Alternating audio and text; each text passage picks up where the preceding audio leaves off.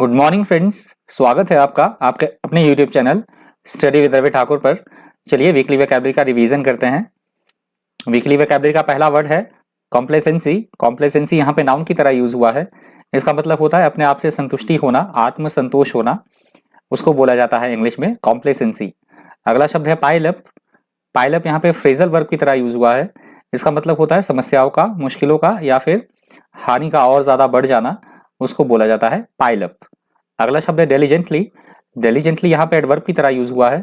इसका मतलब होता है कड़ी मेहनत से कोई काम करना, तत्परता पूर्वक उसको निभाना, उसको बोला जाता है डेलीजेंटली।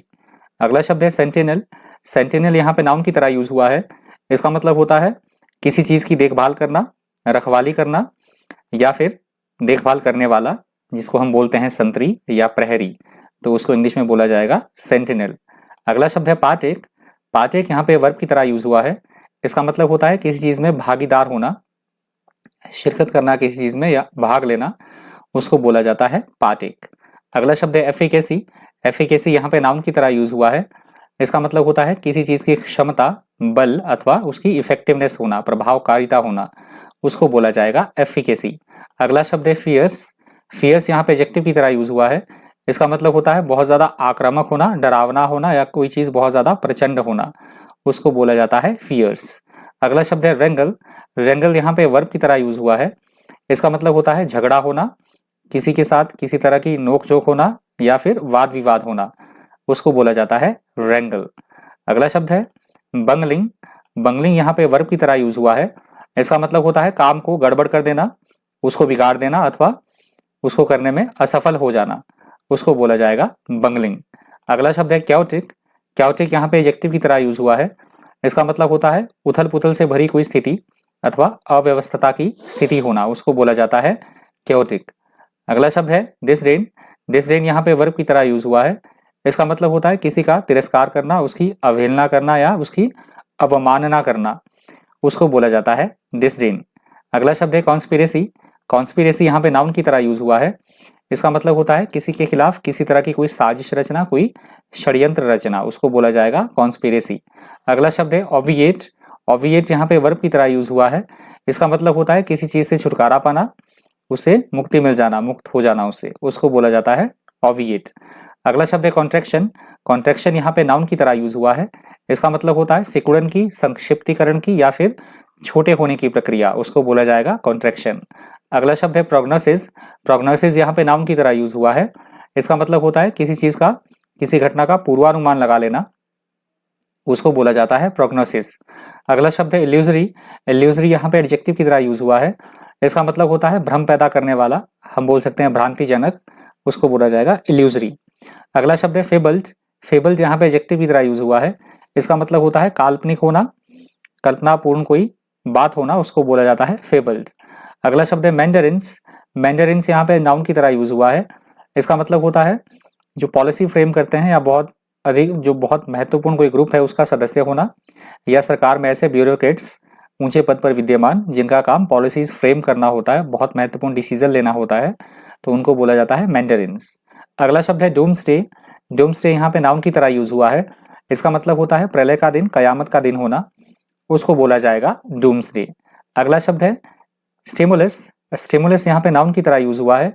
इसका मतलब होता है किसी भी चीज को प्रोत्साहन देना, उसको बढ़ावा देना, उसको बोला जाएगा स्टिमुलस। अगला शब्द है कॉन्टेनमेंट। कॉन्टेनमेंट यहाँ पे नाउन की तरह यूज हुआ है। इसका मतलब होता है किसी भी स्थिति को अपने नियंत्रण में रखना, अपने काबू में रखने को बोला जाएगा कॉन्टेनमेंट। अगला शब्द है अनप्रेसिडेंटेड। अनप्रेसिडेंटेड यहाँ पे एडजेक्टिव की तरह यूज हुआ है। इसका मतलब होता है ऐसी कोई बात या ऐसी कोई घटना जो आज से पहले कभी घटित ना हुई हो, अभूतपूर्व या अद्वितीय, तो उसको बोला जाएगा इंग्लिश में अनप्रेसिडेंटेड। अगला शब्द है स्टैगर्ड। स्टैगर्ड यहाँ पे एडजेक्टिव की तरह यूज हुआ है। इसका मतलब होता है ऐसी कोई स्थिति जो एकदम सिस्टमेटिकली ऑर्डर में हो, व्यवस्थित रखना की चीजों को, उसको बोला जाता है स्टैगर्ड। अगला शब्द है वल्नरेबल। वल्नरेबल यहाँ पे एडजेक्टिव की तरह यूज हुआ है। इसका मतलब होता है ऐसी कोई बात जिसे कि आसानी से शारीरिक या मानसिक रूप से आघात पहुंचाया जा सके, दुर्बल या नाजुक होना, उसको बोला जाएगा वल्नरेबल। अगला शब्द है वर्डिक्ट। वर्डिक्ट यहाँ पे नाउन की तरह यूज हुआ है। इसका मतलब होता है बहुत सोच विचार करने के बाद लिया गया कोई डिसीजन या हम बोल सकते हैं न्यायालय के द्वारा, कोर्ट की जो ज्यूरी होती है उनके द्वारा लिया गया कोई डिसीजन को बोला जाएगा वर्डिक्ट। अगला शब्द है एस्टाउंडिंग। एस्टाउंडिंग यहाँ पे एडजेक्टिव की तरह यूज हुआ है। इसका मतलब होता है ऐसी कोई बात जो चौंका दे, आश्चर्यचकित कर दे, उसको बोला जाता है एस्टाउंडिंग। अगला शब्द है रीक। रीक यहाँ पे वर्ब की तरह यूज हुआ है। इसका मतलब होता है बदबू आना या किसी तरह की कोई दुर्गंध आना, या फिर जो एडिटोरियल में यूज हुआ था वो हुआ था अनप्लेजेंट आइडियाज फीलिंग्स के बारे में, इसका यूज हुआ था रीक का। अगला शब्द है विशस। विशस यहाँ पे एडजेक्टिव की तरह यूज हुआ है। इसका मतलब होता है बहुत ज्यादा निर्मम होना, क्रूर होना या दुष्ट होना, उसको बोला जाता है विशस। अगला शब्द है पैट्रियार्की। पैट्रियार्की यहाँ पे नाउन की तरह यूज हुआ है। इसका मतलब होता है ऐसी कोई बात जो पुरुष प्रधान हो या फिर पुरुष प्रधान सामाजिक व्यवस्था होना, उसको बोला जाता है पैट्रियार्की। अगला शब्द है प्रोफाउंड। प्रोफाउंड यहाँ पे नाउन की तरह, वर्ब की तरह यूज हुआ है।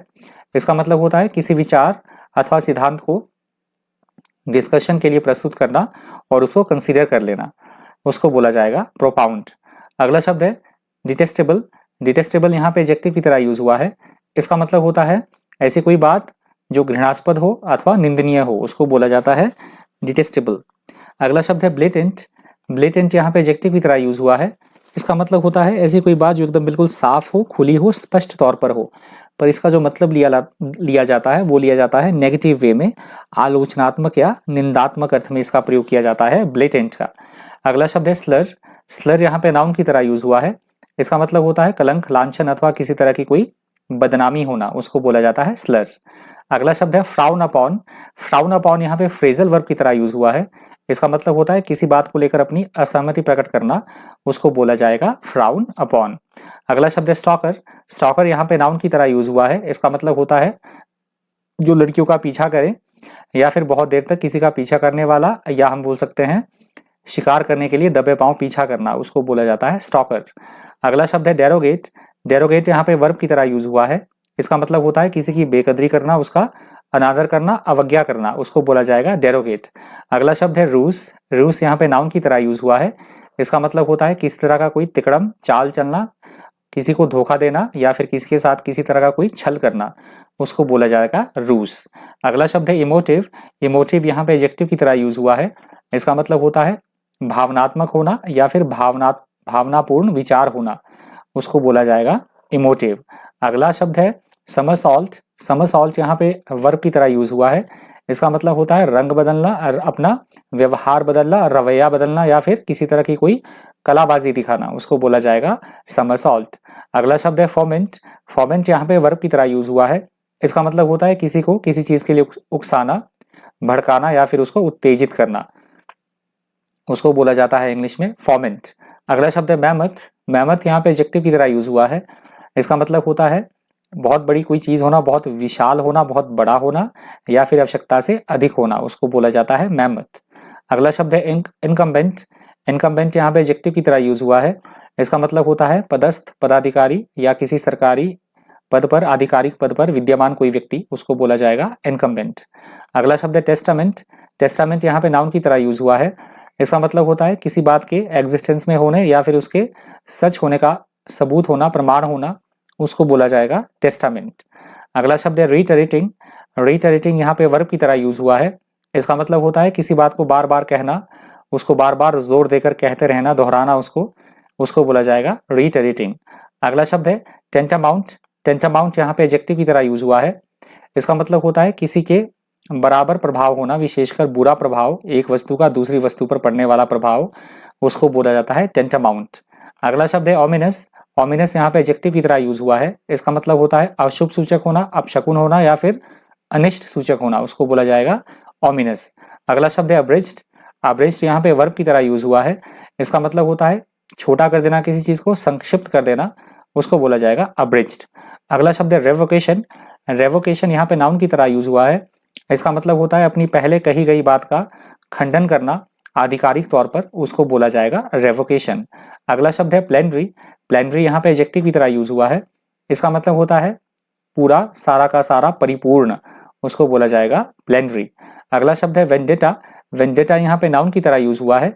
इसका मतलब होता है किसी पुराने पुश्तैनी झगड़े का बदला लेना, उसको बोला जाएगा वेंडेटा। अगला शब्द है अबेटेड। अबेटेड यहाँ पे वर्ब की तरह यूज हुआ है। इसका मतलब होता है किसी को बुरे काम के लिए उकसाना या फिर बुरे काम करने में उसका सहयोग देना, उसको बुरे काम करने के लिए भड़काना, उसको बोला जाएगा अबेटेड।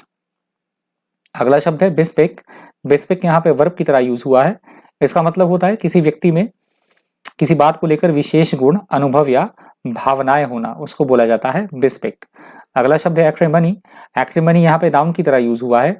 इसका मतलब होता है दूसरों के प्रति कठोर, कटु भावनाएं रखना, उसको बोला जाएगा एक्रिमनी। अगला शब्द है कन्विक्शन। कन्विक्शन यहाँ पे नाउन की तरह यूज हुआ है। इसका मतलब होता है कोर्ट के द्वारा अपराधी या दोषी ठहराए जाने को बोला जाएगा कन्विक्शन। अगला शब्द है कोहेजन। कोहेजन यहाँ पे नाउन की तरह यूज हुआ है। इसका मतलब होता है एक साथ जुड़े रहने की योग्यता, या हम बोल सकते हैं सुसंगठन या एकता होना, उसको बोला जाएगा कोहेजन। अगला शब्द है बोल्स्टर। बोल्स्टर यहाँ पे वर्ब की तरह यूज हुआ है। इसका मतलब होता है किसी चीज को प्रोत्साहित करना, उसको बढ़ावा देना, उसका समर्थन करना, उसको बोला जाएगा बोल्स्टर। अगला शब्द है डिस्कॉर्ड। डिस्कॉर्ड यहाँ पे वर्ब की तरह यूज हुआ है। इसका मतलब होता है किसी बात को लेकर मतभेद होना, विरोध करना उसका, या फिर उसको लेकर अपनी असहमति प्रकट करना, उसको बोला जाता है डिस्कॉर्ड। अगला शब्द है डिस्टर्ब। डिस्टर्ब यहाँ पे वर्ब की तरह यूज हुआ है। इसका मतलब होता है किसी भी काम में रुकावट पैदा करना, किसी तरह का विघ्न पैदा करना, अड़ंगा डालना, उसको बोला जाएगा डिस्टर्ब। अगला शब्द है रेडिकलाइजेशन। रेडिकलाइजेशन यहाँ पे नाउन की तरह यूज हुआ है। इसका मतलब होता है कट्टरपंथी होना किसी बात को लेकर, किसी इशू को लेकर, उसको बोला जाएगा रेडिकलाइजेशन। अगला शब्द है रिग्रेसिव। रिग्रेसिव यहाँ पे एडजेक्टिव की तरह यूज हुआ है। इसका मतलब होता है पीछे की ओर ले जाने वाला, डेवलपमेंट की बजाय वो वापस अवनति की तरफ आए, प्रतिगामी या फिर पश्चगामी, उसको बोला जाएगा रिग्रेसिव। अगला शब्द है ट्रेलिंग। ट्रेलिंग यहाँ पे नाउन की तरह यूज हुआ है। इसका मतलब होता है किसी के चलने से जो पैरों के बने निशान होते हैं, उसको बोला जाएगा ट्रेलिंग, या फिर किसी के पीछे चलना। इलेक्शन की सेंस में इसका यूज हुआ है ट्रेलिंग का। कोई व्यक्ति लीड लिए हुए है, जैसे जो बाइडन लीड लिए हुए थे और ट्रंप उनके पीछे चल रहे हैं, तो उसको बोला जाएगा, उसको बोला गया था एडिटोरियल में ट्रेलिंग। अगला शब्द है डेन्यूमोंट। डेन्यूमोंट यहाँ पे नाउन की तरह यूज हुआ है। इसका मतलब होता है अंतिम परिणाम आना या समाप्ति होना किसी चीज की, उसको बोला जाएगा डेन्यूमोंट। अगला शब्द है कॉन्कर। कॉन्कर यहाँ पे वर्ब की तरह यूज हुआ है। इसका मतलब होता है किसी भी बात को लेकर आम सहमति होना, एक मत होना, सर्वसम्मति होना, उसको बोला जाएगा कॉन्कर। अगला शब्द है टेल स्पिन। टेल स्पिन यहाँ पे नाउन की तरह यूज हुआ है। इसका मतलब होता है ऐसी कोई बात, ऐसी कोई स्थिति जिसे कंट्रोल कर पाना मुश्किल हो, उसको बोला जाएगा टेल स्पिन। अगला शब्द है डेनिग्रेटिंग। डेनिग्रेटिंग यहाँ पे वर्ब की तरह यूज हुआ है। इसका मतलब होता है बदनाम करना, किसी को नीचा दिखाना या फिर उसकी निंदा करना, उसको बोला जाएगा डेनिग्रेटिंग। अगला शब्द है आउटलास्ट। आउटलास्ट यहाँ पे वर्ब की तरह यूज हुआ है। इसका मतलब होता है दूसरे के मुकाबले देर तक टिके रहना, बने रहना देर पर, अधिक चलना, अधिक ठहरना, उसको बोला जाएगा आउटलास्ट। अगला शब्द है नेल बाइटिंग। नेल बाइटिंग यहाँ पे एडजेक्टिव की तरह यूज हुआ है। इसका मतलब होता है तनाव से भरी, चिंता से भरी या उत्तेजना से भरी कोई स्थिति, उसको बोला जाएगा नेल बाइटिंग। अगला शब्द है बिलाए। बिलाए यहाँ पे वर्ब की तरह यूज हुआ है। इसका मतलब होता है किसी को झूठा साबित करना, उसको झूठलाना, उसको बोला जाएगा बिलाए।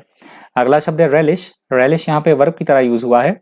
इसका मतलब होता है किसी बात की उत्सुकता के साथ प्रतीक्षा करना या फिर किसी चीज का आनंद लेना, उसको बोला जाएगा रेलिश। अगला शब्द है ग्रिम। ग्रिम यहाँ पे एडजेक्टिव की तरह यूज हुआ है। इसका मतलब होता है ऐसी कोई स्थिति जो बेहद डरावनी हो, विकट हो या फिर भयंकर हो, उसको बोला जाएगा ग्रिम। अगला शब्द है एलिमोनी। एलिमोनी यहाँ पे नाउन की तरह यूज हुआ है। इसका मतलब होता है डाइवोर्स के बाद पति के द्वारा पत्नी को जो गुजारा भत्ता या निर्वाह व्यय दिया जाता है, उसको बोला जाएगा एलिमोनी। अगला शब्द है अबंडेंट। अबंडेंट यहाँ पे एडजेक्टिव की तरह यूज हुआ है। इसका मतलब होता है किसी भी चीज का त्याग कर देना, उसको छोड़ देना, उसको बोला जाएगा अबंडेंट। अगला शब्द है इनइक्विटेबल। इनइक्विटेबल यहाँ पे एडजेक्टिव की तरह यूज हुआ है। इसका मतलब होता है ऐसी कोई बात जो अनुचित हो, न्याय के विरुद्ध हो, उसको बोला जाएगा इनइक्विटेबल। अगला शब्द है डेस्टिट्यूशन। डेस्टिट्यूशन यहाँ पे नाउन की तरह यूज हुआ है। इसका मतलब होता है बहुत ज्यादा निर्धनता होना, गरीबी होना या फिर किसी चीज का अभाव होना, कमी होना, उसको बोला जाएगा डेस्टिट्यूशन। और वीकली वोकैबुलरी का अंतिम वर्ड है वैग्रेंसी। वैग्रेंसी यहाँ पे नाउन की तरह यूज हुआ है। इसका मतलब होता है एक स्थान से दूसरे स्थान पर यूं ही घूमते रहना, यूं ही मंडराते रहना, आवारागर्दी करना, उसको बोला जाएगा वैग्रेंसी। तो वैग्रेंसी आज की वोकैबुलरी का जो वीकली वोकैबुलरी है उसका अंतिम शब्द था। यदि आपको ऑडियो हेल्पफुल लगा हो, इन्फॉर्मेटिव लगा हो, ऑडियो से आपने कुछ सीखा हो, वीडियो से माफ कीजिएगा, वीडियो से कुछ आपने सीखा हो, तो प्लीज वीडियो को लाइक कीजिएगा, ज्यादा से ज्यादा वीडियो को शेयर कर दीजिएगा। और अगर आप मेरे चैनल पर नए हैं तो चैनल को सब्सक्राइब करना बिल्कुल मत भूलिएगा। तो इस वीकली वोकैबुलरी के वीडियो में इतना ही। Thank you, thanks for watching.